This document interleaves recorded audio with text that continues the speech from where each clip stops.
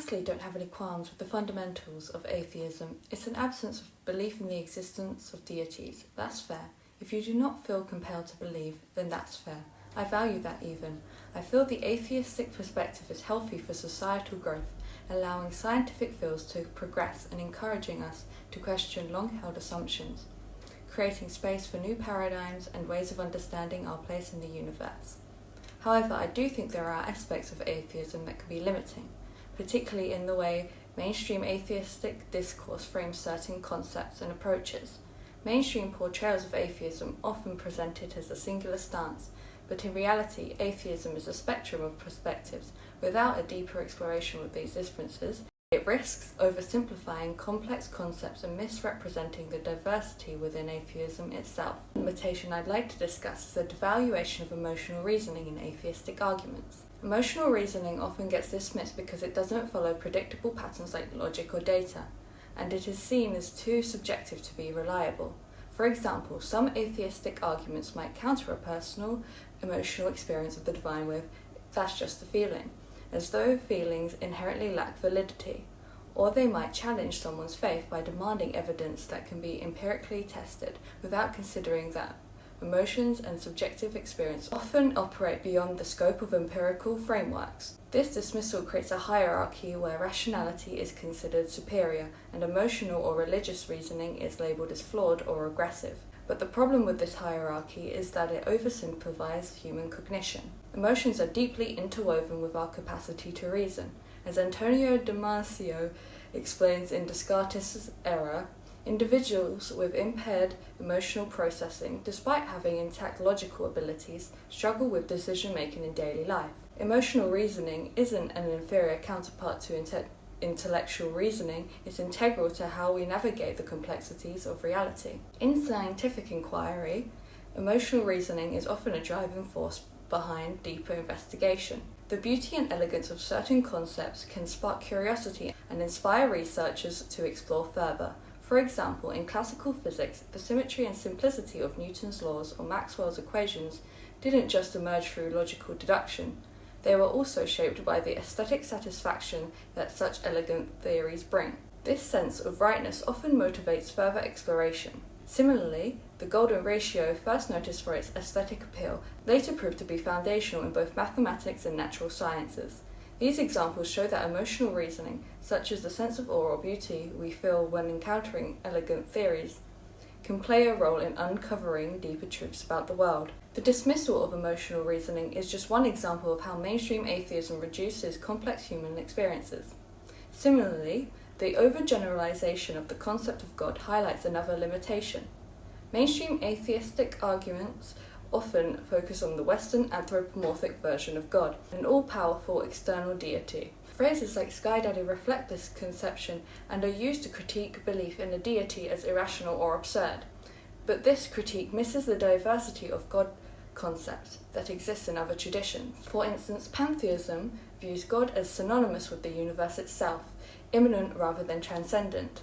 Deism sees God as a creator who doesn't interfere with the world, offering a less personal and more abstract understanding of the divine. In Advaita Vedanta, God is not an external being, but the ultimate reality, a formless universal consciousness that transcends individuality. These perspectives challenge atheism's narrow critique of a personal external God by offering alternative understandings of divinity. By focusing almost exclusively on the Western anthropomorphic conception of God, mainstream atheism oversimplifies theology and disregards non-Western spiritualities. This bias limits atheism's ability to engage with the rich diversity of beliefs and overlooks the many interpretations of the divine that don't fit within the dominant framework. This brings me to atheism's role in cultural imperialism. Just as Western monotheistic religions have historically been wielded as tools of cultural imperialism, spreading their specific worldview across the globe, atheistic arguments, particularly those in academic or intellectual circles, can sometimes perpetuate the same dynamic. When atheism critiques only the Western concept of God, but uses those critiques to dismiss all spirituality or belief systems, it risks falling into a kind of Eurocentric thinking. This mirrors the imperialist mindset by framing Western perspectives as the universal standard, while neglecting the diverse ways in which cultures and traditions worldwide approach questions of existence, meaning, and divinity. It's not that atheism itself is inherently imperialistic, but when it engages only with a narrow conception of religion, it can unintentionally perpetuate the same patterns of exclusion and erasure.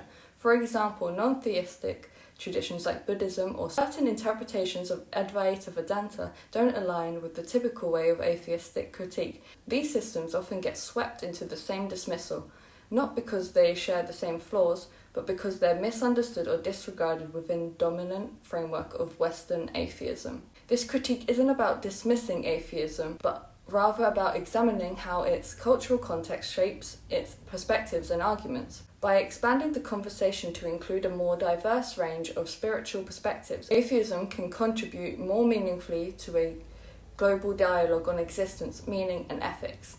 In the Western context, where Abrahamic religions have been dominant, atheism has often emerged as a counter to those religious frameworks. This has led to atheism being framed in opposition to the dominant religious narratives, making it seem combative or dismissive, particularly towards beliefs in a personal deity. However, when we step outside the Western framework, we see that atheism at its core is simply the absence of belief in deities.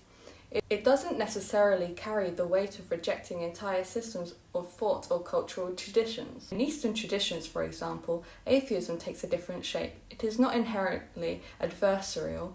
It often coexists with philosophical traditions that offer rich non-theistic frameworks, such as Buddhism or certain interpretations of Hinduism.